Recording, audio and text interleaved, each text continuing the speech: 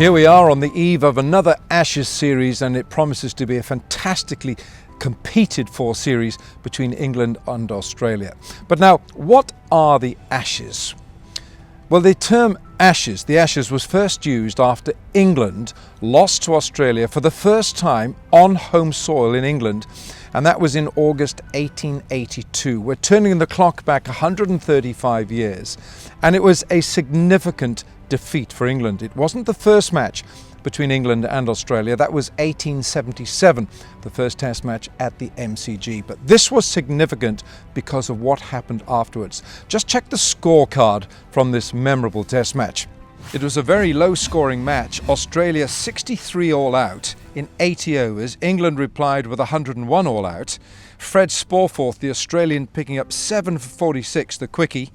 Australia in their second innings 122 all out, and England, they were set a target of 85, were bowled out for 77 in 55 overs.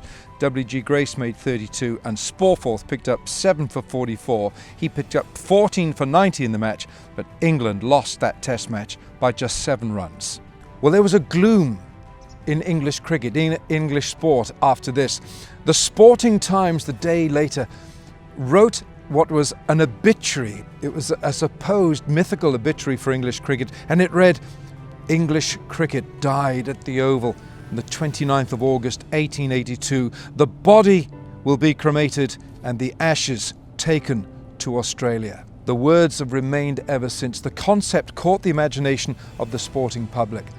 At the end of the 1882 cricket season, Ivo Bligh, who didn't play in that match at the Oval, was given the captaincy of England, and he took an England side to Australia to play 3 tests, and he vowed to return with the Ashes. Now, they were mythical, these Ashes. The Australian counterpart, Billy Murdoch, would have none of that. He said they were going to defend them. What were the Ashes? Well, during this 1882-83 tour, England played a lot of social matches. One of them was at Christmas Eve at a place called Rupert's Wood, just outside Melbourne. And the game which England won was a bit of a social affair. Captain Ivo Bligh actually met his future wife, Florence Murphy, who, folklore tells us, presented him with an urn. Now, this is my own urn, but this is the size of the urn where the Ashes are now kept. She presented him with this. Many people thought it was a perfume holder. It might well have been.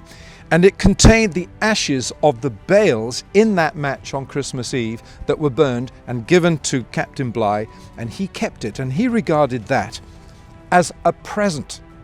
Now then, he married the lovely Florence Murphy. They went back to England after England had won that series, and that urn stayed on the mantelpiece at their family home in Rochester in Kent at Cobham Hall until Bligh died in 1927 in 43 years later. Now, at his request, Florence's wife bequeathed that urn, and it's only this big, to the MCC.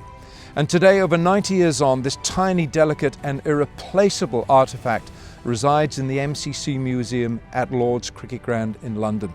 In the 1990s, the England and Wales Cricket Board commissioned an urn-shaped Waterford crystal glass trophy, and the Ashes trophy is what the modern teams play for now. It's crystal glass. It was first presented to Mark Taylor after his team won the 98-99 Ashes against England. The urn has only twice been taken out of Lord's. Once for the Australian bicentenary celebrations in 1988, and secondly to accompany the Ashes series in 2006-07. I don't know what the reason was for that. In terms of numbers, Australia and England have each won 32 times with 5 draws. It's absolutely level.